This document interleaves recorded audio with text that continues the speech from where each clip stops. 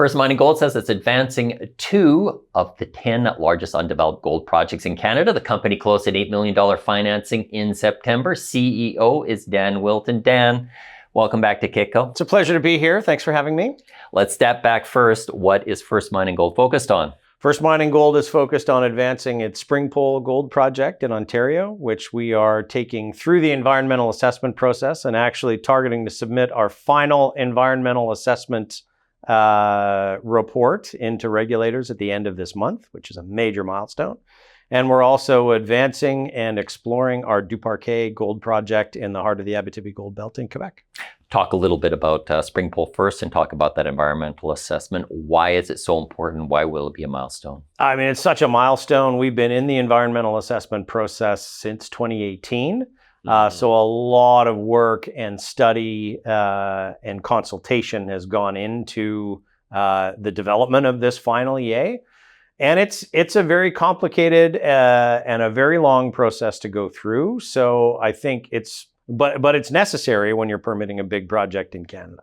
So I think when you look around the universe of projects in Canada and see what's kind of in front of us particularly in the federal EA pipeline, which is not much right now, and you look at who's behind us in that pipeline, and there's not much right now, it tells you that there's not many big projects that are going to be able to be built in Canada between 2025 and 2030. Tell us about Springpole itself. Why the focus? I mean, it's a pretty unique ore body. It's about 5 million ounces in M&I resources equivalent. So sizable enough to be strategically important to the entire industry. It's a big bulk tonnage open pit mine, 1 gram gold and about 5 grams silver. And one of few projects really anywhere in the world that has capacity to produce more than 300,000 ounces a year. So again, a really globally significant resource that's always had a perception challenge is the other part of it. And the reason why this permitting is such an important milestone. The deposit sits under the bay of a lake. The development plan involves building a couple of dikes, dewatering the lake for the open pit, actually increasing the fish habitat in the lake by design. Through the mining process, and then ultimately at the end of the mine life, the lake is filled back up with water and reclaimed. So I think there's always been this perception challenge with Springpole that we're never going to get this far in the process, and it's a very big milestone to be really submitting this final EA. Still a lot of work to do. Still a lot of work to do with the communities, the Indigenous communities that we're working with. There's been a lot of work that's been done already, and particularly with the regulators around understanding the project, but just very significant to put it on the map as ultimately we get through that process, which we're targeting kind of the end of 2025. It puts it as really one of very few projects that could make a construction decision between 25 and 2030 in Canada. In your corporate presentation, you said there's some exploration potential, and I believe at the Birch-Uchi, which surrounds Springpole. Yeah, that's basically, we're the major anchor tenant in a greenstone belt that's an analog to the Red Lake belt, so very similar geology, but has only ever seen probably less than 1/10 of the exploration that you've ever seen in Red Lake, in large part because historically access was a challenge. There's really only ever been sort of one style of mineralization looked for in the Birch-Uchi, which is very much Red Lake, traditional, high grade, narrow vein gold. So Springpole itself is a unique deposit to that style. It's really a porphyry intrusive, which I think gives a lot of other analogs that you can look for in the belt, but there's also, other styles of mineralization, banded iron formations. You've got similar styles and occurrences to Great Bear, which has obviously been a big success story, less than 100 kilometers away from Springpole. So lots for us to look at, and we have a mineral tenure there, which is 70,000 hectares, and we think covering the most prospective parts of that belt. So it's an area that our team's done a lot of work working up. Earlier stage, call them kind of greenfields exploration opportunities, but really defining that, true district exploration potential that's there. Within First Mining, and the other major project is Duparquet, and you had a PEA released on that in 2023. Yes, showing, I think, a bona fide mid-tier scale project. It was upfront capital of about 700 million Canadian, but a mine that would produce an average of 230,000 ounces per year for an 11-year mine life, combination of open pit and underground. So yeah, we had scoped that project, really wanting to demonstrate that there was, a real mid-tier scale project there. And I think mission accomplished with that. But one of the feedbacks that we've received have included, if you're going to build a big project like that, you're talking about another long permitting time frame. It's significant upfront capital when you have a large project at Springpole already. So we think there's some pretty interesting paths for us to navigate that. But one of the things that we have been looking at is, what is the opportunity to focus on higher grade, higher margin ore at Duparquet, something that might not be as large of capital, still a robust project, and still is going to demonstrate, I think, the ability to move something forward there, hopefully a bit more quickly.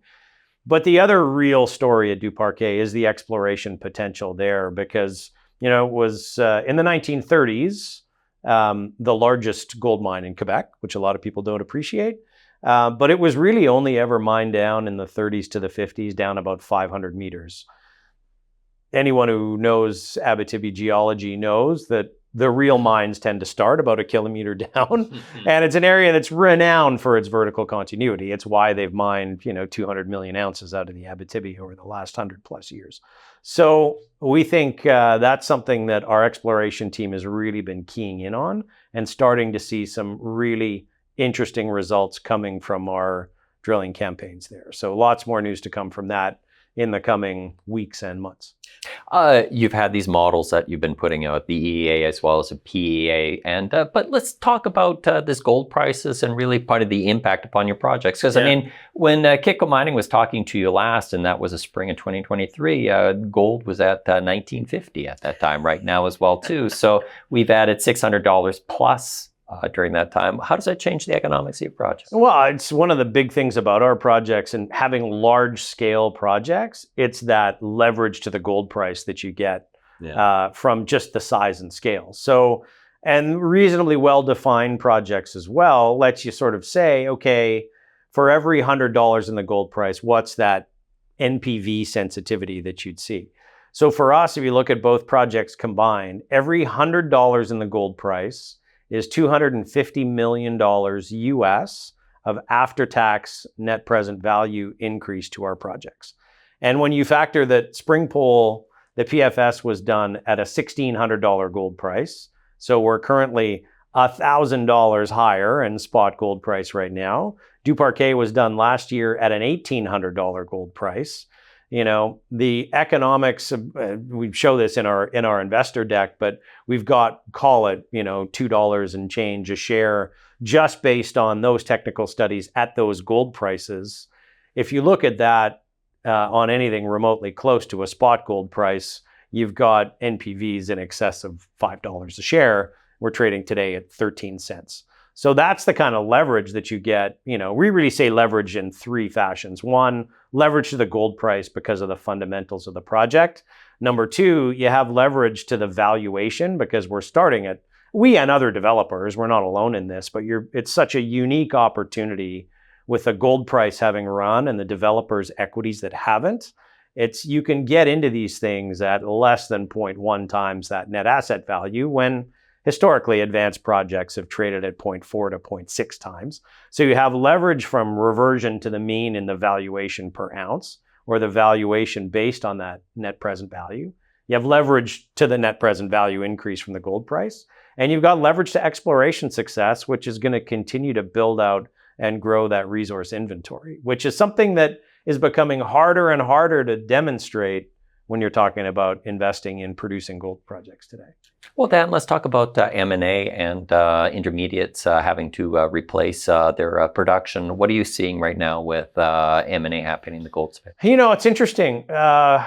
We watch it pretty closely, particularly for Canadian projects, as you would understand. We did a little study last year, and we show this in our investor deck, that shows almost every 5 million ounce plus gold project in Canada that has received its environmental assessment approvals has been either acquired or funded into at valuations in excess of $500 million.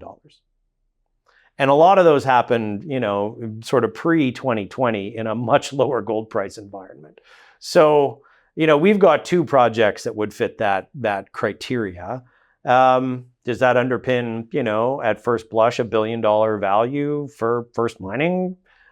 You can certainly make that argument. So what are we seeing now? I think there is a real dearth in the pipeline. A lot of people forget that we've seen an unprecedented level of project build in Canada in the last 4 years.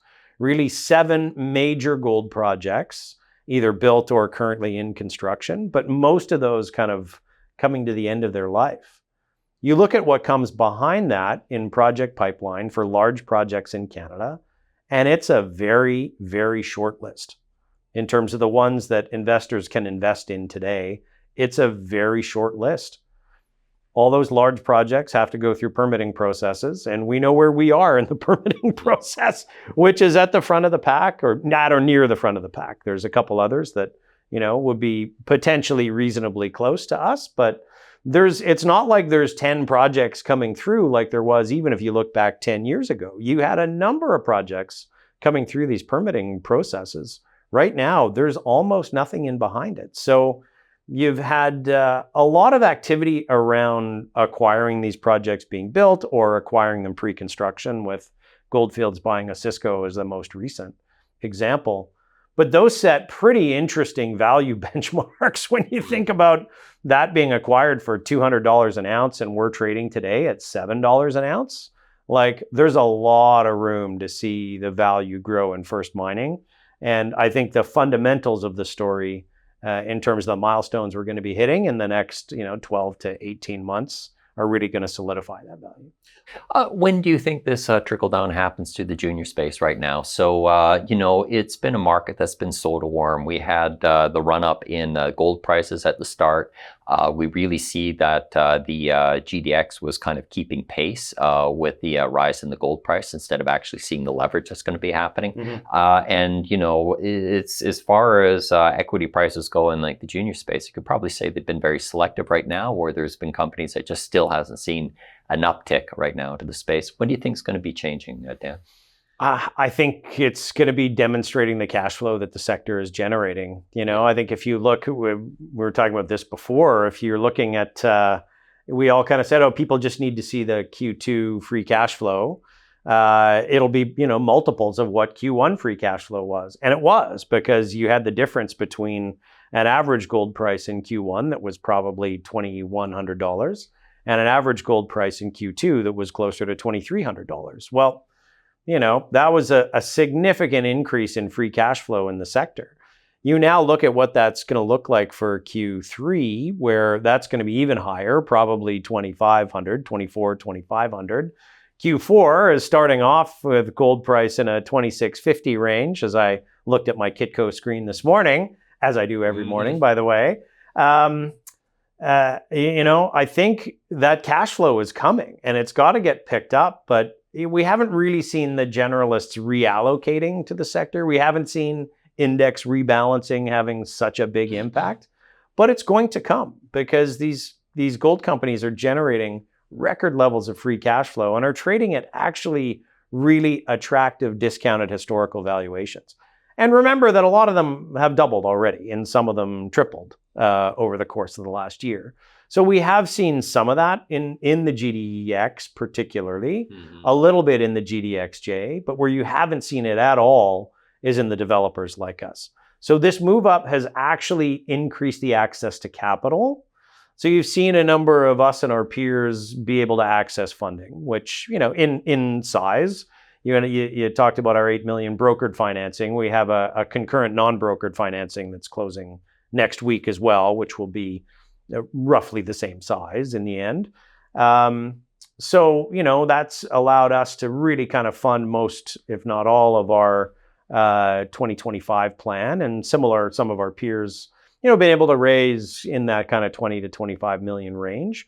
So some of that access to capital has opened up. And I think some of that is the recycling of, Osisko cash that's come back into the sector, looking for those development opportunities. But it's been selective so far.